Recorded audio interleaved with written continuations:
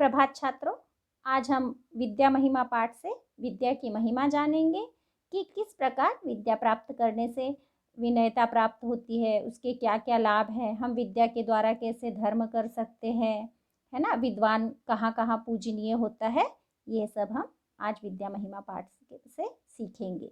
इसके अंतर्गत हम लोग पहले शब्दार्थ पढ़ेंगे, श्लोक वाचन करेंगे और साथ ही में उसका अर्थ भी आप लोगों को समझाऊंगी। तो देखिए, विद्या महिमा के बाद हम शब्दार्थ पढ़ते हैं। भारकारी अर्थात भार बढ़ाने वाला, भारकारी अर्थात भार बढ़ाने वाला। व्ययः, व्ययः अर्थात पता है सभी को, खर्च, व्ययः अर्थात खर्च। वर्धते बढ़ता है, वर्धते बढ़ता है। विद्वत्वम, विद्वत्वा, विद्वत्वम विद्वता। नृपत्वम, नृप अर्थात राजा, है ना, नृपत्वम अर्थात राजत्व। तुल्यम समान, तुल्यम समान। पूज्यते सम्मानित होता है, पूज्यते अर्थात सम्मानित होता है। पात्रताम योग्यता को, याति प्राप्त करता है। भोग करी प्रदान करने वाली, भोग करी अर्थात प्रदान करने वाली। राजसु राज्यों में, राजसु राज्यों में। पूज्यते पूजी जाती है, एक वचन, पूज्यते पूजी जाती है। परा अर्थात सबसे बड़ी। विद्या विहीनः, विद्या से रहित, मतलब जिसके पास विद्या नहीं है, जिसने विद्या प्राप्त नहीं की हो। पशुः जानवर, आपनोति प्राप्त करता है। ततः अर्थात बाद में। और प्रच्छन्न गुप्तम छिपा हुआ गुप्त, प्रच्छन्न गुप्तम अर्थात छिपा हुआ गुप्त। देखिए श्लोक।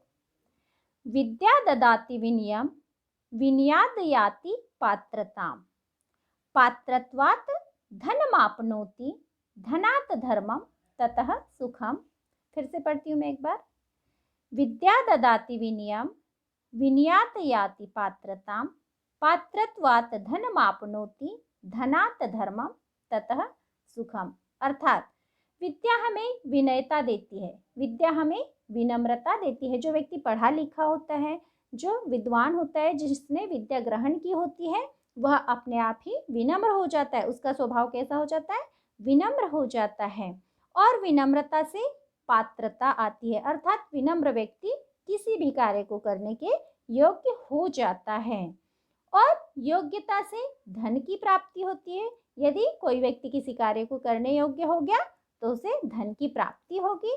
और यदि हमारे पास धन होगा, यदि हमें धन की प्राप्ति होगी, तो हम उस धन से धर्म कर सकते हैं, धर्म के कार्य कर सकते हैं। और धर्म के कार्य करने से हमें सुख प्राप्त होगा, हमें सुख मिलेगा। विद्या हमें विनम्रता प्रदान करती है, विनम्रता से योग्यता आती है, व योग्यता से हमें धन प्राप्त होता है। और इस धन से हम धर्म के कार्य करते हैं और सुखी रहते हैं। अगला श्लोक।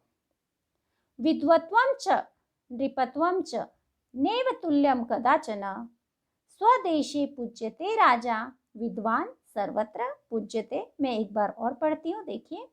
विद्वत्वं च नृपत्वं च नैव तुल्यं कदाचन। स्वदेशे पूज्यते राजा, विद्वान सर्वत्र पूज्यते। अर्थात विद्वान और राजा को कभी भी एक समान नहीं देखना चाहिए, कभी भी दोनों की तुलना नहीं करनी चाहिए कि राजा और विद्वान एक जैसे होते हैं।